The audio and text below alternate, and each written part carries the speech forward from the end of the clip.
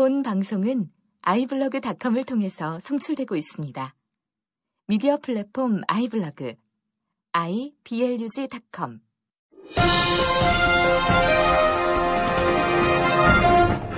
네, 청취자 여러분 안녕하십니까? 한목사의 비밀의 제입니다. 목사님 안녕하세요. 안녕하세요. 네, 지금 지난주와 이번 주 연달아서 네, 지금 한국의 지금 세월호 문제로 인해서 그렇죠. 굉장히 지금 마음이 착잡한 상황이 이어지고 있는데요. 지금 뭐 예능 프로그램도 많이 쉬고 있고요. 네티즌들도 지금 보니까 지금 근조 표시로 그렇죠. 자기 프로필 사진 바꾸신 분들이 많이 있고요. 리본도 그렇고 뭐 그러고요. 지금 그렇게 안타까움을 지금 담아내고 있는데 답답하네요, 여전히.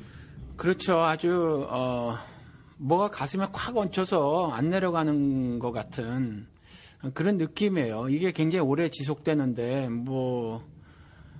제가 그렇게 당하지 않았어도 이렇게 안 내려가고 있네요. 네, 우리 꽃다운 나이에 우리 세상 떠난 우리 아이들도 그렇고.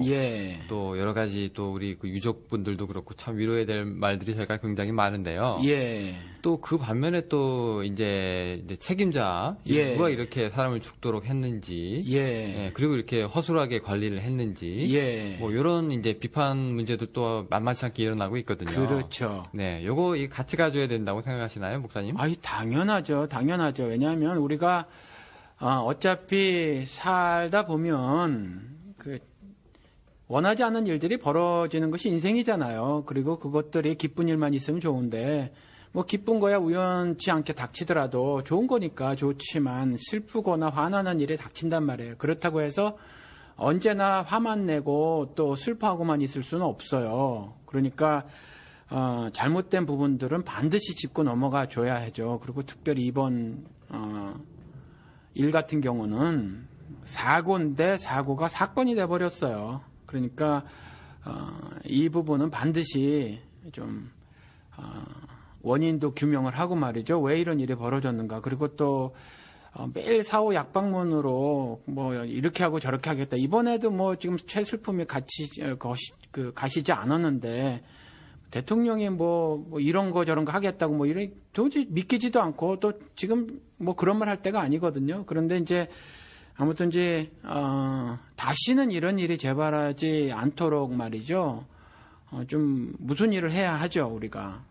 네, 사회 전반적으로도 이번 일을 토대로, 이제 또 이런 일이 또 발생하지 않았으면 좋겠다는 또 이런 사회적인 약속 같은 거를 이제 또 만들어야 된다고 하는데 옛날에 페리오 사건도 있었고. 그렇죠. 그게 오래된 것도 아니고. 그렇죠. 우리 또 삼풍백화점 육지에서는. 그렇죠. 또 그런 거 성수대교. 이게 사실 끊임없이 일어나는 이게 연속성이거든요. 네, 그래서 누구 하나가 책임지고 누구 하나가 잘못했다고 하는 것이 모든 것이 다 해결될 수 있는 게 아니라 또 다른 생명들이 또 사라지기 전에 정말로 사회적으로 미연의 약속이라고 해야 될까요? 서로 그런 걸 좀 지켜야 되지 않을까 싶은데. 제도를 개선하거나 장치를 보완하거나 하는 일로 어느 정도 그 일을 해결할 수 있겠지만 무엇보다도 중요한 것이 우리 사람 사는 거잖아요. 사람 살 때 사실 무엇이 더 중요한가를 좀 잘 생각하고 살아야 될 것 같아요. 그래서 난사람 위주의 어떤 천박한 철학을 가지고 사는 것보다는 뭔가 좀 사회에 어떤 약자나 소외된 사람일지라도 정말 소중하다라는 생각을 좀 하고 말이죠. 그다음에 어떤 천박한 성공이라든가 또 아니면 더러운 출세 같은 거 이런 것들이 사회에 만연돼 있는데 이런 생각들이 이런 것들 전체가 좀 바뀌어지는 그런 일들이 있어야 할 것 같아요. 그런 것들을 위해서 우리 사실은 기독교가 좀 한 몫을 해줘야 되는 거거든요. 네. 그래서 우리 옆 동네 달라스 옆 동네 포트워스라고 하는 동네에 분수대가 하나 있어요. 다운타운 쪽에. 아 그런가요? 분수대가 하나 있는데 거기서 몇 년 전에 몇 살짜리 꼬마애가 하나 거기 되게 얕아요 수심이. 근데도 거기 가서 이제 놀다가 빠져 죽은 사건이 있었거든요. 근데 그걸 갖다가 그 미국에서 진실 규명하고 그다음에 예. 재발 방지하고 뭐 한다고 그 수영장 문 닫고 그게 3년인가 4년인가를 조사를 한 다음에 예. 다시 개장을 했는데 그게 몇 년이 걸린 거예요. 예. 우리가 볼 때 그냥 저 조그만한 그 얕은 수도가에서 분수대에서 사람이 죽었네라고 볼 수 있었지만 예. 미국 애들은 철저하게 그거를 갖다가 예. 이제 재발을 어떻게 방지를 할 것인가, 예. 얘는 어떻게 죽었는지, 그다음에 그렇죠. 뭐 문제는 없었는지 다 규명을 하고 이제 3년 동안 문을 닫았다가 다시 이제 분수대에 쏘기 시작을 했어요. 예. 그거 이제 재개장할 때 제가 한번 가봤는데 그런 거 보면은 정말로 좀 이렇게 뭐라고 해야 될까 이게 은연치 않게 이게 비교가 됩니다. 그렇죠. 은근히. 그런 부분은 참 여기는 좀 철저해요. 그렇죠? 네, 그럼요. 예. 그래서 좀 그런 게 뭐 미국이 뭐 100% 다 선진국은 아니겠지만 아니죠. 네. 근데 이제 이런 부분에 있어서는 예. 좀 많이 좀 닮아갔으면 좋겠다는 바람이 그렇죠. 여기 지금 토네이도 왔잖아요. 왔죠. 그렇죠. 그 뉴스를 보셨는지 모르겠지만 정말 큰 토네이도가 와서 아마 한국에 계시는 분들은 잘 모르실 거예요. 막 집이 날아가요. 집이 요번에도 보니까 집이 이렇게 움직여졌던데 왜냐하면 밑에 미국 집은 이제 콘크리트를 깔고 그 위에 나무집 그 위에다 이제 나무를 이렇게 대고 뭐 나무로 기둥 세우고 그러잖아요. 그러면 벽 붙이고 뭐 이렇게 하는데 그래서 집이 움직여지고 차 같은 거 뭐 뒤로 넘어가진 것들도 굉장히 많고 큰 나무들 정말 아름드리 사람이 뭐 두세 사람 성인이 이렇게 둘러야 되는 그런 큰 나무들도 죄다 뽑히고 쓰러지고 그랬는데 그런 그 큰 토네이도가 왔을 때 말이죠.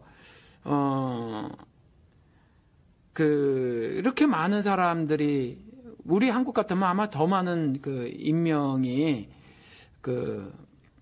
어떤 부상을 당하거나 뭐 그랬을 것 같아요. 그런데 좀 그 수가 적었고 또 하나는 저는 이제 부러웠던 게 뭐냐면 토네이도 후에 미국 사람들의 대처하는 방식이었다는 거죠. 정말 올인을 하는 거예요. 그 구조를 위해서. 그래서 그런 걸 보고 얼마 전에 한국에서 세월호 참사가 일어났는데 한 일각에서는 그것이 뭐 살인이다 뭐 이렇게까지 말하고 할 정도로 말이죠.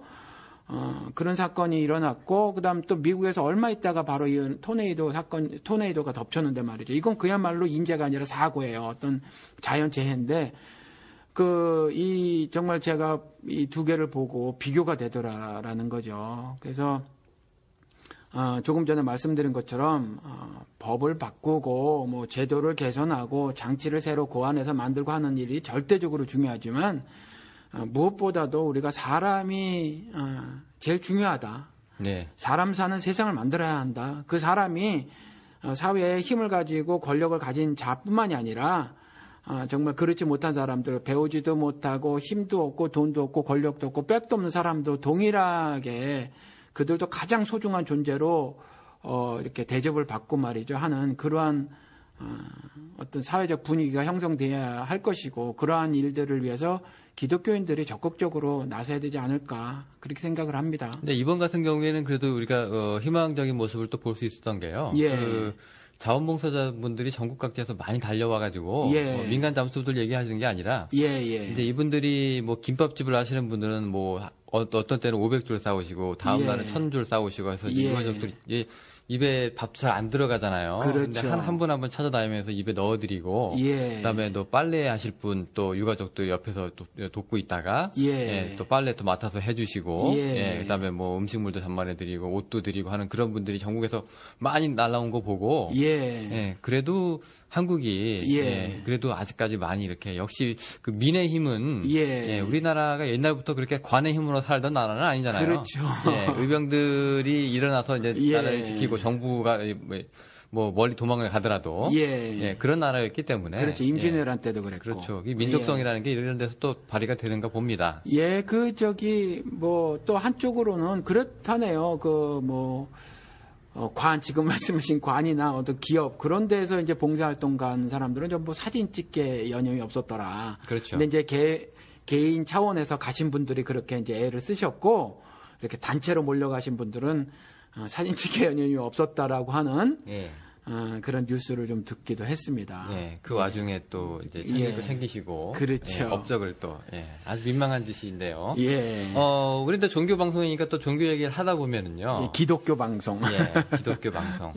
기독교 방송인데 제가 그때 세월호 방송 저희가 나가고 나서요. 이게 그때 우연찮게 또 부활절하고 또 겹치지 않았습니까? 그렇죠. 그랬는데 여러 가지 이제 부활절 설교가 있는데요. 우리도 이제 저희 에피소드에 이제 번외편으로 목사님 이제 부활절 설교가 잠깐 나갔었는데 조금 상반된 제가 설교를 하나 들어가지고 이제 이 얘기를 좀 해보려고 하는데요. 근데 목사님 그때 설교는 이제 뭐라고 해야 될까요? 야, 이게 사람이 이렇게 죽어가는데, 뭐라고 할까요? 인간적인 무력감, 그리고 낙담, 뭐 부활의 기쁨 뭐 이런 거 일단 제쳐두고, 앞으로 즐겁고 예수 부활이 기쁘지만, 이제 낙담하고 사람이 이럴 수가 있느냐, 뭐 무력감, 뭐 이런 거, 슬프고, 이런 인간적인 그런 걸 좀 많이 느낄 수 있었는데요. 그리고 그것뿐만이 아니라 또 그 말씀도 전했어요. 그 목사니까 설교자니까 설교를 해야 된다고 말씀을 드리면서.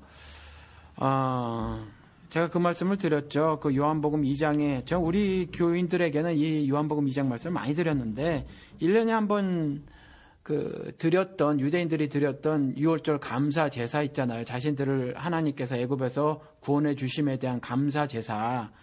그거를 폐해버리셨다라는 거죠. 그러니까 부활절도 마찬가지로 우리끼리만의 잔치가 되는 거. 시멘트 건물 안에 모여서 우리끼리만의 잔치가 되는 거. 과연 하나님께서 받으시겠는가? 주의 전을 섬기는 열심히 그 주를 삼켜버렸다고 하는 거거든요. 그것이 원인이 돼서 예수 그리스도께서 그 부활절 감사 제사를 다 회파해 버리신 건데, 우리끼리 모여서 그 주의 전을 열심히 섬기는 의미로서 부활절 감사 예배는 그 하나님이 받으시겠는가? 이제 제가 그 말씀도 그때 드렸죠. 네네. 근데 이제 그거랑 조금 다른 분의 그 설교가 저희가 이제 실명 공개하니까 이제 얘기를 해야 될 것 같은데요. 지금 이제 조금 논란이 있는 게 이제 이찬수 목사님 이제 부활절 설교예요. 여기 그때 저기 언론사에도 잠깐 실렸죠. 뉴스앤 조이인가요? 네, 실렸는데 제가 그 말 그대로 이제 월딩 인용을 한번 해 보면은요. 이분은 이제 목사님하고 좀 달라요. 그래서 제가 지금 비교하는 것처럼 이제 말씀을 좀 이렇게 드리는데. 이분은 이제 왜 자꾸 남한테 책임을 전가하십니까? 왜 일만 벌어지면 누구 탓 합니까? 선장한테 섭섭한 마음 들고 화납니다. 그러나 선장 욕한다고 문제 해결 안 됩니다. 카톡 그만하세요. 뭘 그렇게 여기저기 퍼뜨리고, 여러분 카톡 빨리 끊어요. 침묵해야 합니다. 이런 일이 일어날수록 입을 닫아야 합니다. 그리고 나서 이제 함부로 남을 정죄해서는 안 됩니다. 여러분 그것은 범죄 행위입니다. 자, 카톡 그만 쓰시고 침묵하시고 이제 깊은 골방으로 들어가세요. 이렇게 지금 얘기를 하고 있거든요. 어떻게 보면 이 두 가지, 이 세월호에 대한 두 가지 다른 멘트가 제가 저 귀에는 지금 들리고 있어요. 목사님, 제가 느끼는 목사님의 설교는 우는 자와 함께 울고, 웃는 자와 함께 더불어 웃어라는 예수의 그 메시지가 좀 더 저한테 들렸거든요. 그거보다 좀 더 적극적이죠, 실제로는. 네. 근데 이제 이분은 그게 아니라. 함의 FTA 반대하고 뭐 이런 거 좀 적극적이잖아요. 그러니까 이번에 이제 세월호 같은 경우에는. 목사님은 이제 그 유족들하고 희생자들랑 같이 울고. 뭐 이제 그런 입장인데. 이분은 그게 아니라 왜 자꾸 남한테 책임을 전가하냐. 선장 보기 싫은 거 나도 알고 나도 싫지만. 그런다고 뭐가 달라지느냐. 카톡 하지 마라. 알리지 말고 이제 남한테 이런 이 문제에 대해서 얘기할 때가 아니라 침묵하고 하나님을 만날 때다. 이렇게 얘기하고 있거든요. 그러니까 침묵해라라는 부분하고 이런 일이 벌어졌을 때 침묵해라. 그리고 골방에 들어가서 기도해라. 이 부분이 이제 저랑 상반된 거죠. 그 두 부분이 지금 다르다고 생각하시는 겁니까? 그러면 일단 침묵부터 우리가 얘기를 한번 해볼까요? 침묵하지 말아야죠. 아니, 목사님이니까 침묵하지 말아야 된다는 얘기죠. 침묵하면 안 되죠. 저는 개인적으로. 예를 들어서 어떤 분은 침묵해도 된다고 생각을 해요. 그런데 두 사람 이상, 한 사람이라도 그렇겠네요. 말씀을 전하는 자 입장에서는 그렇게 말씀하면 안 된다고 생각을 하는 거죠. 저 혼자라면 말이죠. 저 혼자라면 침묵을 할 수도 있을 거라고 생각하고 침묵할 때도 필요할 거라고 생각이 들어요. 그렇지만 다른 사람에게 침묵을 강요하면서 침묵하지 않은 건 범죄 행위다라고 말하는 건 잘못됐다고 생각이 드는 거죠. 그러면은 이런 거 있잖아요, 목사님. 이제 이런 분들은 이제 이렇게 생각하실 수도 있는데, 제가 지금 이천수 목사님 이분에 대한 뭔가를 비판을 하는 게 아니라, 저런 시각을 갖고 있는 분들이 분명히 계세요. 그렇죠. 무슨 문제가 생기면 이제 입 밖으로 내지 않고 이제 골방에 들어가서 끙끙 앓으시는 분들이 있거든요. 자, 이제 세월호 사건이 이제 우리가 규정을 할 때, 목사님처럼 적극적으로 사회에 얘기를 해서 잘못을 우리가 서로 밝혀내고, 이제 거기에 대해서 이제 책임 소지를 분명히 한 다음, 이제 그 이후에 뭔가를 이제 우리가 신앙적으로 발견해내야 된다는 게 목사님 입장이라고 제 생각을 하면, 이분들은 세월호 사건이 자기네 신앙을 돌아보는 계기 정도로 생각을 하시는 것 같은데, 이것 좀 문제가 있나요? 아니요, 뭐 그럴 수도 있다고 생각을 해요. 예를 들어서 방송에서 한번 말씀을 드렸는지 모르겠어요. 제가 설교 시간에는 그 말씀을 한 적이 있는데. 옛날에 고산지대라는 소설이 있어요. 저는 못 읽어본 것 같습니다. 고산지대라는 단편 소설인데 그 유명한 작가가 쓴 것 같지는 않고 창작가 비평이라는 그 개간지 있잖아요. 옛날엔 이제 문학이 주로 실렸는데 요즘에 보니까 그렇지 않은 것 같아요. 뭐 시사 문제도 많이 실리고 그러던데 거기에 아마 유명하지 않은 어떤 한 작가가 쓴 것 같은데 제가 그게 지금 기억이 나요. 그게 그때 80년대 암울하던 시절에 이제 다수의 어떤 이제 신학교 학생들 이야기인데 신학교의 학생들이 다수의 신학교 학생들이 이제 현장에 나가서 길거리에 나가서 악한 독재 정권에 맞서서 싸웠단 말이죠. 그런데 그때의 한 신학생은 골방에 들어가 채플실인가? 그러니까 골방이죠. 채플실에 들어가서 불도 안 켜고 깜깜한 데서 꺼이꺼이 울면서 기도한단 말이죠.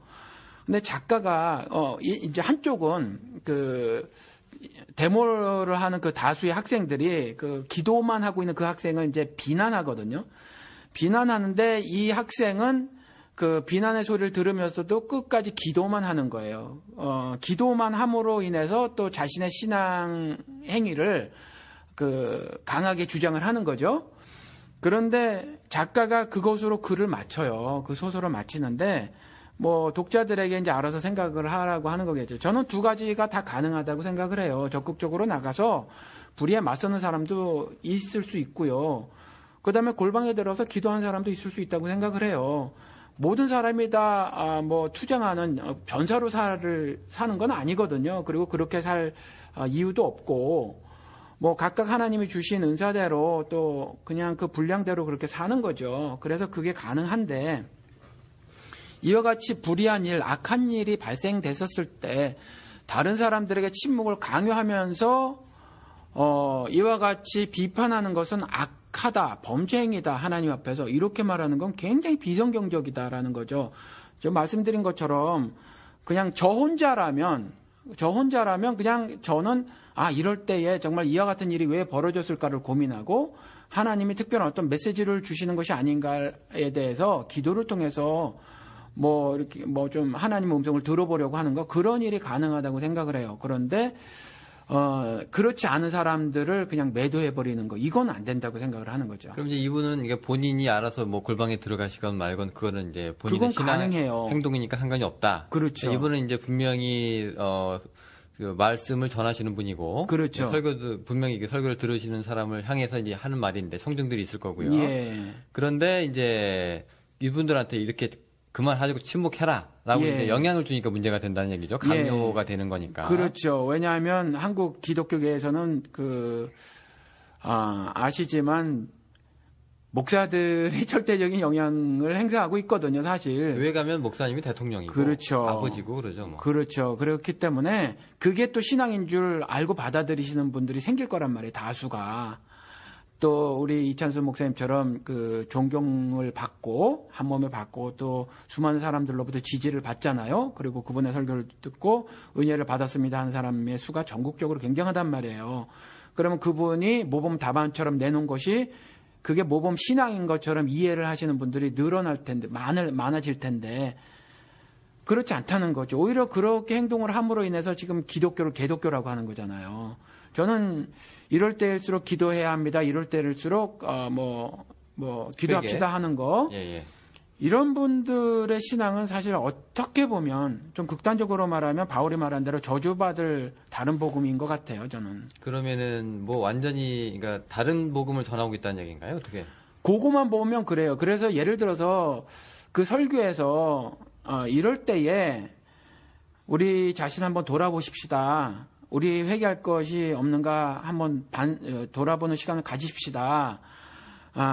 뭐 세상에서는 우리 기독교를 개독교라고 하는데 우리가 세상에서 빛과 소금으로 살지 못한 부분이 무엇인가를 한번 보십시다까지만 했으면 좋은데 거기에서 더 나가서 이럴 때 비판하는 건 범죄 행위다 하나님 앞에서 이렇게 말씀을 하셨으니까 이게 좀 굉장한 충격이라는 거죠. 네, 그 솔직히 얘기해서 그 유가족 입장에서는요. 예. 만약에 이 성도들 가운데 유가족이 있었으면 솔직히 이 설교를 이렇게 받아들이지 못했을 거라고 저는 생각을 해요. 받아들이지 못할 정도가 아니라 화가 났을 것 같아요. 제가 그렇죠. 유가족이라면 네네. 굉장히 화가 났을 것 같아요. 네, 우리 아들 죽어가지고, 그렇죠. 예, 우리 딸 죽어가지고 지금 너무 슬프고 너무 아픈데. 그렇죠. 예, 여러분 이거 카톡 하지 마세요. 예. 예, 뭐 책임자 그거 굳이 왜 따집니까? 예. 골방에 들어가서 개인적인 문제로 이제 치부가 되는 거잖아요. 그렇죠. 네, 이렇게 되면은 이게 이제 먼저 예수 믿은 우리들이 뭐 영적 각성과 회개가 불듯 일어나게 해주시기를 원합니다. 또 이렇게 또 설교가 또 반전되고 있거든요. 그렇죠. 그러면 화가 날 것 같은데, 저 진짜. 그렇죠. 이걸 같이 사는 이웃이라고 느껴지지 않는 거죠. 그 우리 성경에 선한 사마리아인의 비유가 있지 않습니까? 네네. 거기서도 메시지가 뭐냐면 누가 선한 이웃이겠느냐라는 거거든요. 그랬을 때 강도 만난 사람을 보고 내 돈 들여서 옮겨서 말이죠. 여간비까지 내주고 치료비 대주고 이러는 게 선한 이웃이라고 그리스도께서 말씀하시는 거거든요. 그게. 그런데 그럴 때 그것을 하지 않고 그러니까 그런 어떤 불의한 일이 닥쳤을 때 그 불의에 대한 적극적인 어떤 대처, 그 다음에 수습, 어떤 개선, 이런 것들을 위해서 어떤 몸짓을 보여야 함에도 불구하고 잘못된 거거든요. 이게 인재? 그것에 대해서 원인 규명을 반드시 해야 하고요. 책임자를 처벌해야 하고, 그 다음에 국가의 선정이라고 하는 대통령에게도 그 책임을 물어야 하고, 지금 외신들은 그렇게 말을 하고 있다는 거죠. 더 타임스에 나온 거, 영국 신문에 그 기사 아세요, 혹시? 뭐 어떤 거죠? 더 타임스에서 이렇게 썼어요. 참 창피한 일이죠. 더 타임스에서 뭐라고 그랬냐면, 서방 국가 중에서는 이와 같이 국가적인 재난이 일어났었을 때에 저렇게 늑장 대처를 했었을 경우 살아남을 그러니까 자리를 보존할 수 있는 국가 수반은 한 사람도 없다라는 거죠. 그러니까 아무도 저렇게 하고서 그 책임을 면할 국가 지도자는 없다라는 거죠. 근데 우리는 멀쩡하고 이때에 뭐를 했냐면 아시지만 여론조사에서 지지율이 여전히 고공행진하고 있다. 뭐 이런 거를 했단 말이죠. 그렇죠? 그러니까 이게, 이런 부분에 대해서 목소리를 내야 되는 게 기독교. 아니, 너희들 이때에 여론조사가 뭐냐라고 한달지. 이렇게 해경을 비롯한 정말 이 일 처리를 하는 데에 혼선을 가중시킨 사람들은 누구며, 최초의 선박이 표류되기 시작한 시간이 7시 얼마라는데, 그때서부터 최초 교신 시간 그 전이 있었음에도 불구하고 그걸 감추고 있는 이유는 무엇이며, 이런 걸 다 따지고 들어야 되는 거거든요. 근데 그러한 비판 자체를 하는 걸 하나님 앞에 범죄라고 하셨으니까, 또 그걸 신앙으로 받아들일 다수의 교인들을 생각하면 저는 개인적으로 하나님을 신앙하는 사람으로 정말 참담한 심정이라는 거죠. 이찬수 목사 지금 설교 중에서요. 지금 제가 하나 이해가 안 되는 사례가 하나 있는데. 예. 이분이 이제 이렇게 얘기하시고, 신약에 보면은 망대가 무너져서 거기에 올라가 있던 사람들이 죽은 사례가 있었나 봐요. 예수님 당시에. 예. 예수 당시에 이제 그런 사건이 있었는데 사람들이 거기에 대해서 이제 이스라엘 사람들은 그게 이제 안 좋은 일이 났으면 그게 죄악의 대가라고 생각을 하는 그 가치관들을 갖고 있었으니까. 날 때부터 소경인자가 나타나면 저 사람 죄 때문에 저래요. 그 엄마 아빠 죄 때문에 저래요. 이러니까요. 망때도 마찬가지로 망때 사건이 있을 때도 이제 그런 식으로 예수한테 이제 사람들이 이제 그 해석을 좀 묻고 그랬던 것 같아요. 예. 예수가 이제 그렇게 얘기하지 않죠. 예, 그게 이제 망때 저 사람들의 죄 때문인 줄 아느냐. 이렇게 나가지 않습니까? 근데 지금 이 비슷한 얘기를 하긴 하는데 이찬수 목사는 오늘 망대가 무너지는 사건을 통해 주님께서 주시는 이 지침을 무시해서는 안 됩니다. 함부로 남을 정죄해서는 안 됩니다로 연결을 시키고 있어요. 예. 그러니까 그 망대라는 건 누구한테 그러니까 죄를 물어서 억울한 사람을 이제 누명 씌우지 말라는 그런 거였는데 지금은 그런 얘기가 아니잖아요. 그거는 우리 영우 씨가 좀 잘못 알은 것 같아요. 왜냐하면 제가 이것이 이제 문제거리가 된 것을 알고 제가 그분 설교를 처음부터 들어봤어요. 다 들으셨어요? 예, 다 들었는데 그 부분은 짚으셨어요. 네. 예, 지금 우리 영훈 씨는 그 기사하고 짧은 네. 비디오 때문에 이제 그분이 먼저 하신 말씀 거기에는 안 나왔으니까 뭐라고 하셨어요? 그러니까 그 부분은 그 사람들의 죄가 아닌 것으로 분명히 말씀을 하고 있다. 근데 왜 여기서는 기사에서는 그러니까, 이게 왜 그러니까 이분이 뒤에 붙인 말은 거의 정말 사족으로 잘못 붙이신 거예요. 근데 먼저 짚기는 짚었어요. 그러니까 먼저 짚은 걸 끝까지 그 말씀을 하시고 넘어갔어야 되는데 뒤에 한마디 더 붙인 것이 비판하지 말라 이 말씀을 그러니까 하시다 보니까 그러니까 함부로 남을 정죄하지 말라는 그 사례가 이 망대 사건하고 이어지고 맞아요. 있어요. 예. 그러니까 이게 아니란 얘기예요, 저는 지금. 예, 아닌데 아니라고 말씀을 해놓고 나서 뒤에 나서 또 이렇게 혼동스럽게 이렇게 좀 하신 거예요. 근데 앞에 짚기는 짚으셨어요. 그럼 그분이 망대 얘기를 처음에 왜 하신 거예요? 저도 잘 모르겠어요. 근데 아무튼 그 사건을 통해서 지금 세월호 이 일을 말씀하셨거든요. 그러니까 아무튼지 사례가 좀 달라요. 그러니까 망대 같은 경우에는 달라요. 잘못하셨지만 그래도 말씀 안 하신 건 아니라. 그러니까 그거에 대해서 이건 아닌 건 아는데 망대 얘기는 했다는 얘기죠. 그러니까 저는 좀 분명히 하고 싶었던 게 망대 같은 경우에는 뭐 죄로 인해서 죽은 게 아니었지만 이거 같은 경우에는 인재잖아요.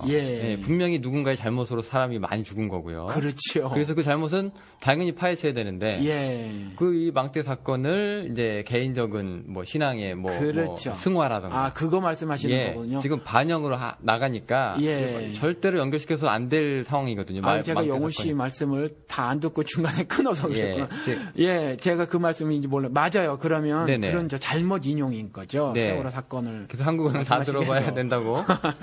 그리고 또 하나 이분이 한 가지 제가 좀 그 존 맥가더 목사님이 나름 목회자라고 하면서 굉장한 그 강해 설교로 유명하신 분이잖아요. 그분이 신학교 다닐 때 그 설교학 시간에 나름 열심히 준비해서 그 단어 공부도 하고 뭐 문법 공부도 하고 헬라어로 뭐 그러고 어떻게 저떻게 해서 이제 설교를 했대요. 설교학 시간에.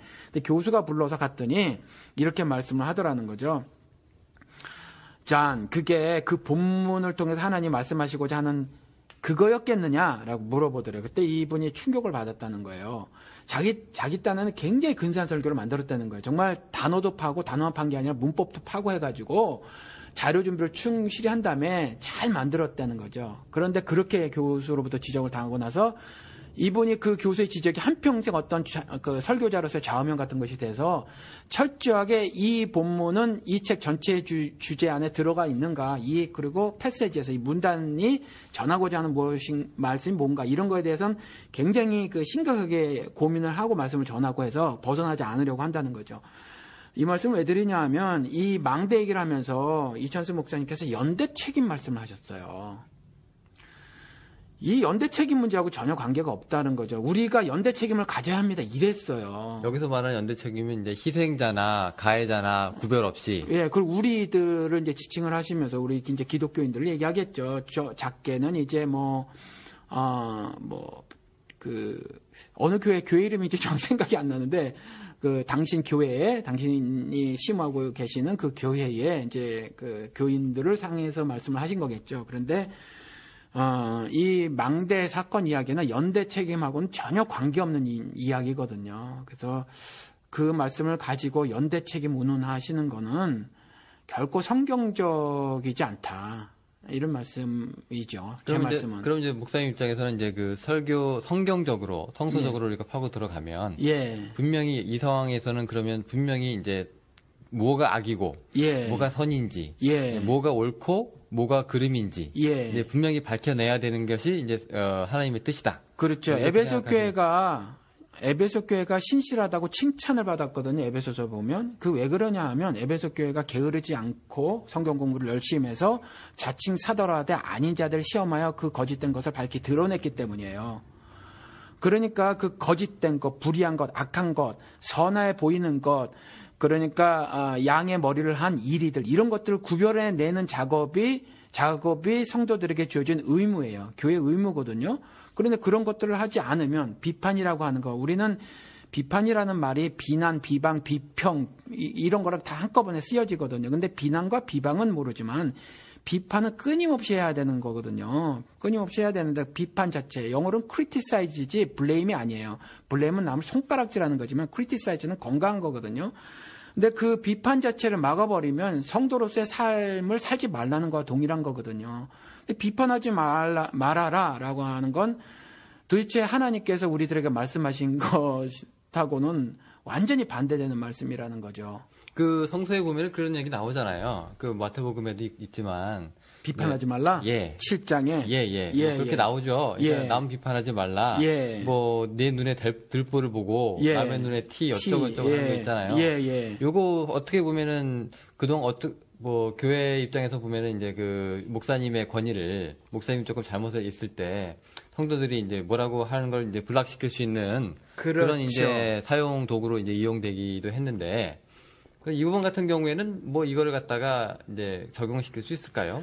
그러니까 지금도 제 생각에는 굉장히 많은 수의 교인들이 한국 기독교인들이 이 비판하지 말라를 그 말 하나만 딱 끄집어 가지고 뭐 절대로 뭐 예를 들어서 지금도 목사들의 잘못을 하나님께 맡긴다고 하면서 아무 비판하지 말고 그냥 그 목사님을 위해서 기도해야 된다 뭐 이렇게 말하고 있는데 그건 신앙이 아니에요. 보통은 그냥 하나님의 손에 두자라고 얘기하죠. 그건 절대로 신앙이 아니에요. 그런 신앙을 가지고 있잖아요. 그러면 정말 하나님 앞에 심판대에 섰었을 때 의롭다 하는 법적 판결을 받을 수 있을지 의심이 되져요. 그래서 그건 절대로 신앙이 아니고 그 비판하지 말라는 그냥 차근히 읽어보셔도 알아요. 차근히 그냥 읽어만 봐도 해석이 필요 없을 정도로 아는데 외식하는 자에게 한 말이거든요. 외식하는 자는 누구죠? 바리새인이에요. 바리새인. 율법주의자들. 그러니까 자신들이 자신들의 정결규례를 만드는 거죠. 그러니까 스스로 자신들이 깨끗하다, 의롭다 라고 생각해 하는 어떤 법들을 만드는 거예요. 율법 해석집을 만들어서 그대로 따라 살아서 의롭다, 그렇게 따라 삶으로 인해서 의로움을 성취할 것처럼 살았던 자들이거든요. 그래서 예를 들어서 예수님께도 이렇게 한단 말이죠. 왜 당신의 제자들은 손 안 씻고 음식 먹습니까? 이렇게 물어보거든요. 근데 단순히 손 안 씻는 거 한 가지만 말하고 있는 게 아니죠.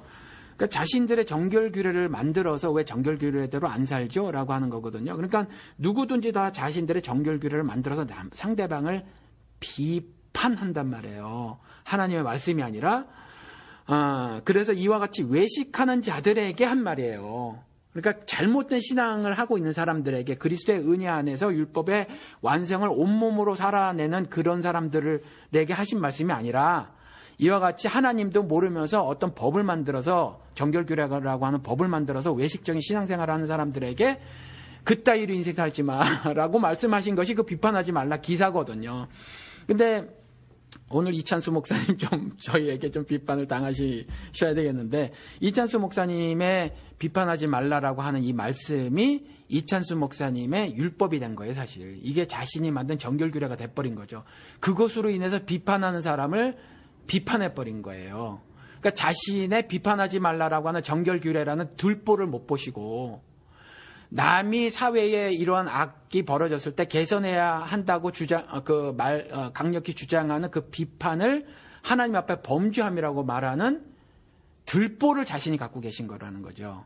그러니까 이 경우에는 이제 T하고 들보가 이제 정확하게 반대가 되는 상황. 반대가 돼버린 거예요, 사실. 그분이 좀 그걸 아셨으면 좋겠어요. 사실 요번에 설교를 듣고 이분이 굉장히 감성 터치를 하시는 분이구나. 막 우시더라고요.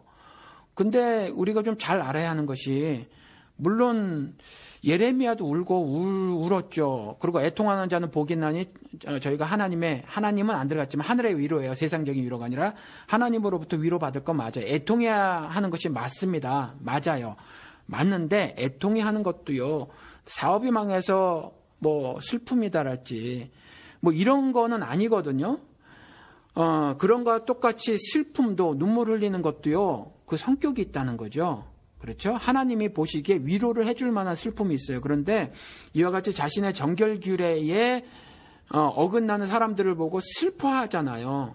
그러면 그 울음은 하나님께서 과연 신앙으로 받아주실지 전 이창수 목사님에게 신앙적 충고의 말씀을 드리고 싶어요. 그 울음의 성격을 한번 살펴봐라 라고 한번 말씀을 드리고 싶으네요. 그러면 이제 그 울음의 의도가 그러면 의도라기보다도 이제 현상이라고 우리가 볼 때 네, 그런 현상이 뭐 유가족을 위로하고 뭐 그런 뭐 생명을 뭐 이런 거에 대해서 우리가 넋을 기른 뭐 그런 울음이 아니라 뭐 조금 다른 의미의 울음이었다고 지금 생각하시는 거예요? 어떨 때 우셨냐면 자신을 돌아보게 되더라. 이럴 때 내가 목회자로서 목회 제대로 못하고, 그러니까 그 비판하지 않고 스스로를 돌아봐야 한다라고 말하면서 입을 닫고 비판하지 말고 골방에 들어 기도해야 한다. 그런데 그런 차원에서 자신이 제대로 살지 못한 거, 그러니까 세월호 사건하고 무관한 거죠.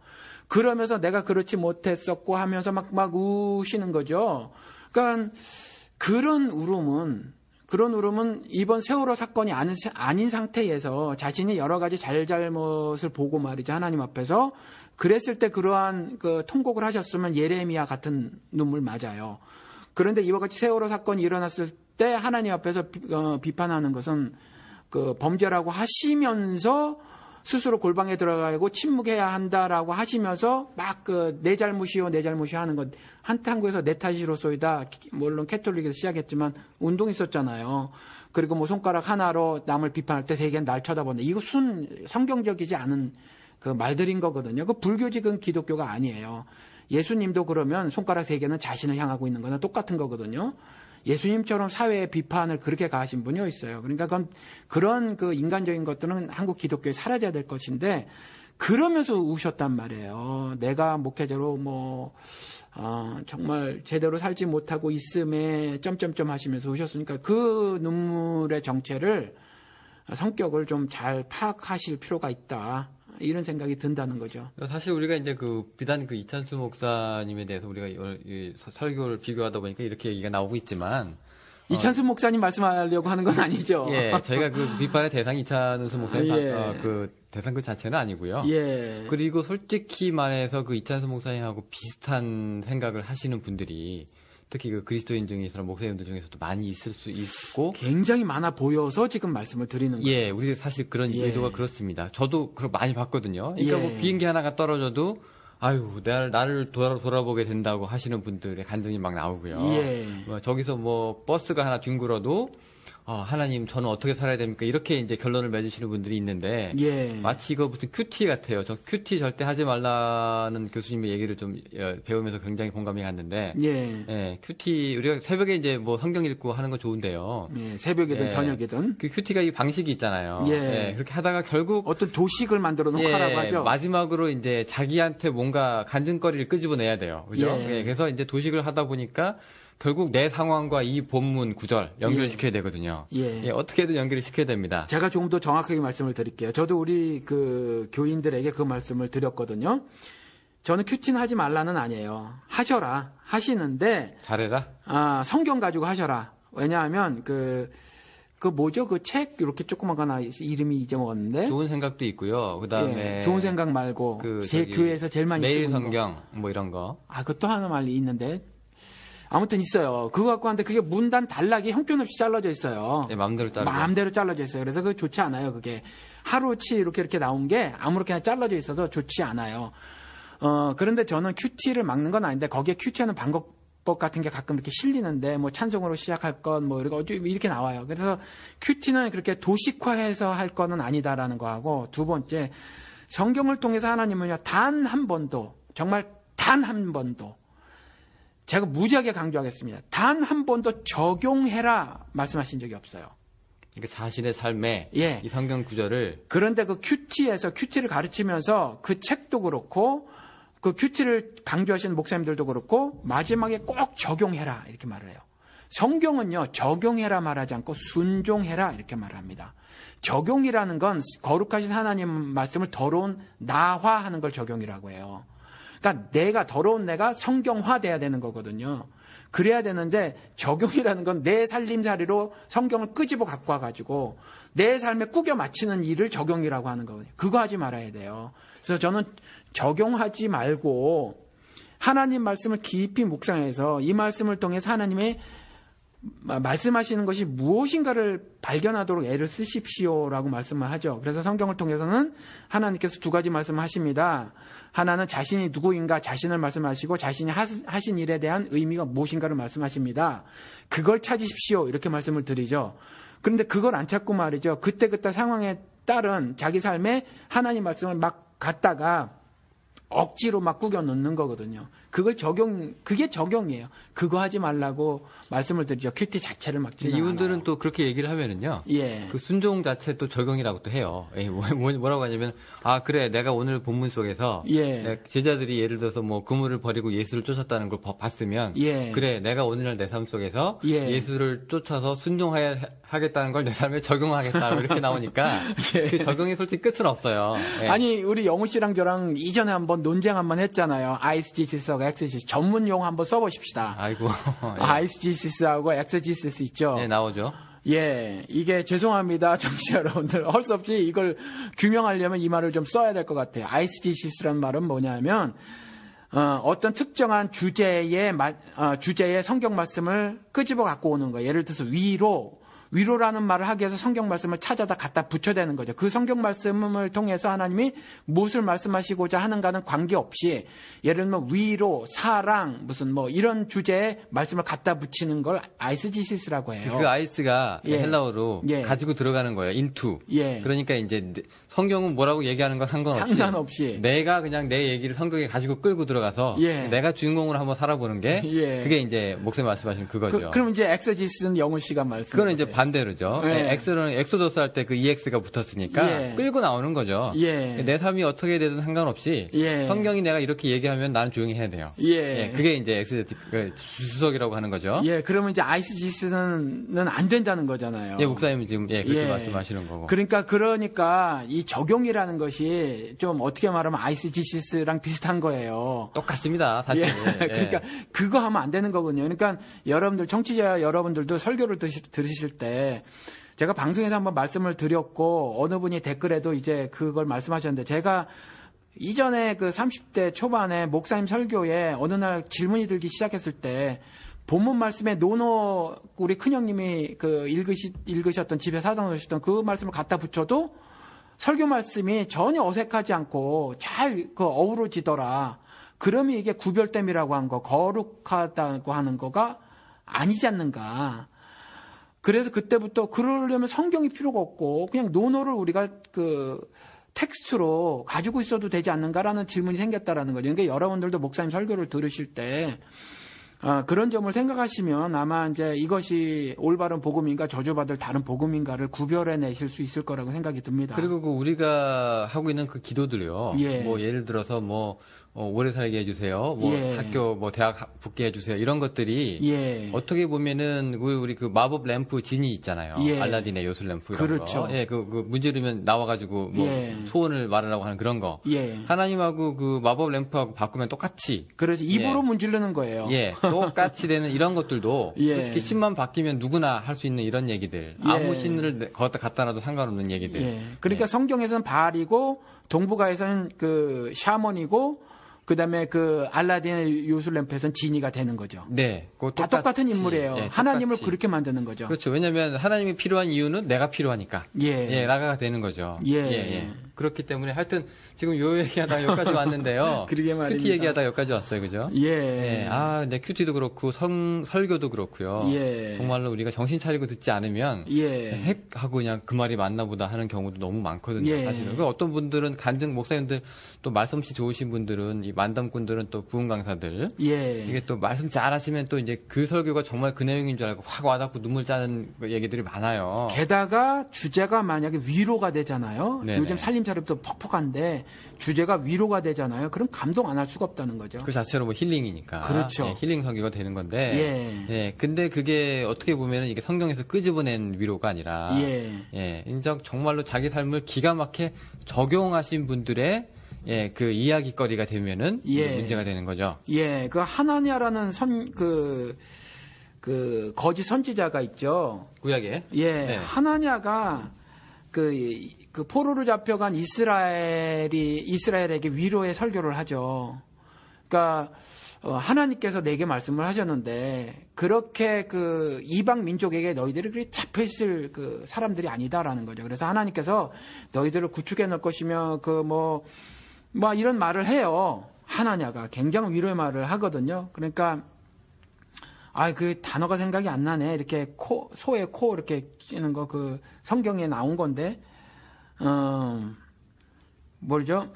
아무튼 이제 그것도 뭐 부러뜨릴 것이고, 뭐 이렇게 다 말을 하거든요. 그러니까 얼마나 위로의 말씀이에요. 그러니까 감동을 받는단 말이죠. 그러니까는, 이렇게 감동이 되는 말이라고 할지라도, 위로의 말이라고 할지라도 말이죠. 여러분들이 그걸 잘 봐야 해요. 정말 하나님 말씀하셨는가. 그걸 잘 봐야 해요. 그래서 사실은 그 힐링이라는 단어, 어떤 방식의 힐링인가를 잘 생각해야 돼요. 그 어떤 의미의 힐링인가. 우리 기독교에서 힐링 절대적으로 중요한 단어잖아요. 치유라는 거. 절대적으로 중요한데 이 힐링은요. 죽어서 사는 것만 힐링이에요. 죽어서 사는 것만. 그러니까 정확하게 김어준 총수가 옛날에 낙검수 김어준 총수가 뭐 무슨 콘서트인가 뭔가 뭐 탁현민 교수랑 한다고 하는 것 같은데 탁현민이 정확하게 모르겠어요.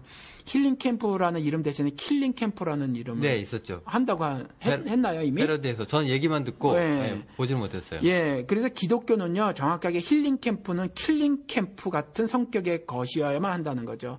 성경은 내내 뭘 말하고 있냐면 죽어서 사는 비밀을 말하지 악착같이 이 땅에서 살려고 발버둥 쳐서 사는 거는 말 안 하거든요. 그건 오히려 그렇게 살려고 하다간 정령 죽으리라는 죽음의 심판을 맛본다고 말을 하고 있거든요. 그러니까 그런 것들을 잘 좀 아시고 그래서 정말 가만히 들어오면 비판하는 난 잘못이지 왜 비판하고 있을까 그렇잖아요. 이런 말 들으면 정말 그래 보이잖아요. 그렇죠?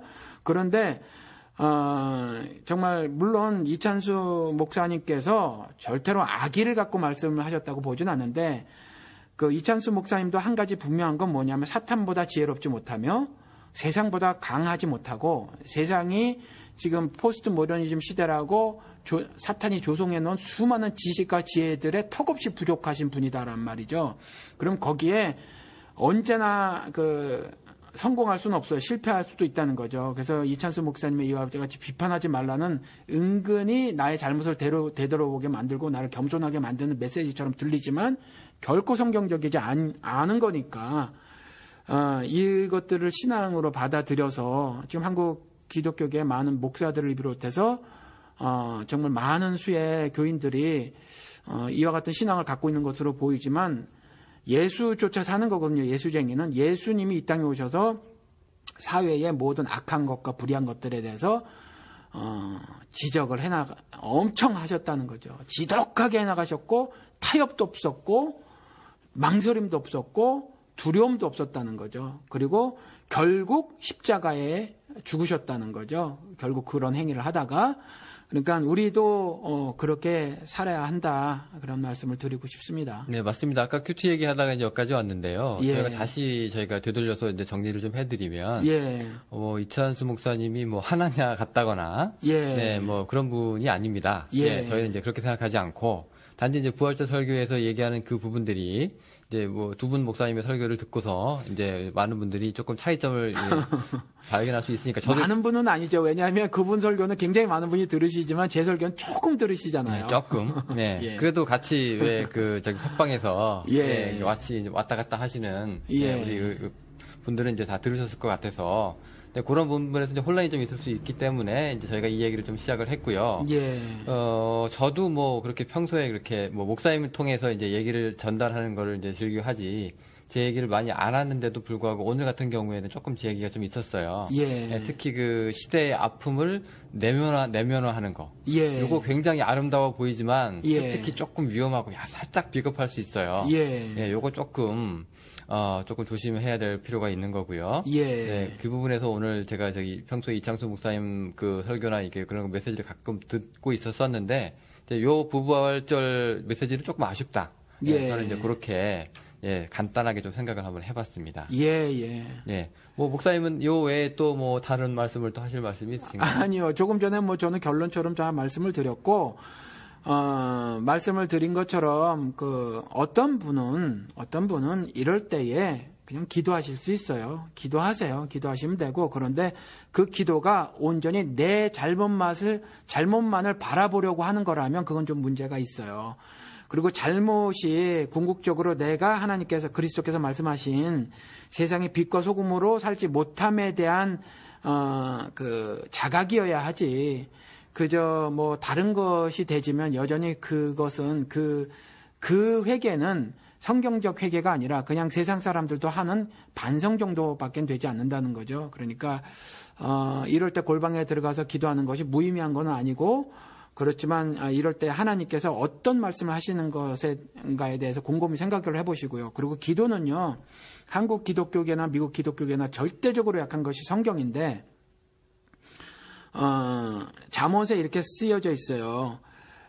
내 말씀대로, 그러니까 내 규례대로 행하지 않고 기도하는 것은 가증하니라, 이렇게 말씀하셨거든요. 그러니까 하나님의 말씀대로 행하려면 하나님의 말씀이 무슨 뜻인 줄 알아야 해요. 그러니까 성경을 충분히 읽으시고 그 뜻이 무엇인가를 살피시고, 그리고 기도하시고, 그래야 옳아요. 그냥 기도만 하면 그냥 성황당 나무에서 비나이다 하는 것에 그냥 그러한 지나지 않죠? 예, 그런 것이 될 우려가 굉장히 많아요. 굉장히 많으니까 성경을 통해서 하나님 뜻을 밝히 좀 깨달으시고, 그리고 기도하시고, 그리고 또 이와 같이 하나님께서 말씀하신 대로 나는 살고 있지 못하는 부분이 뭐가 있는가를 살펴보시고, 이와 또 세월호 같은 사건이 일어났었을 때 나는 그리스도인으로 무엇을 할 수 있을까를 고민하시고 하는 그러한 시간들이 되었으면 참 좋겠습니다. 네, 뭐 그런 목사님 얘기하시는 게 이제 뭐 저 생각하고도 비슷하지만, 그죠? 예, 그게 이제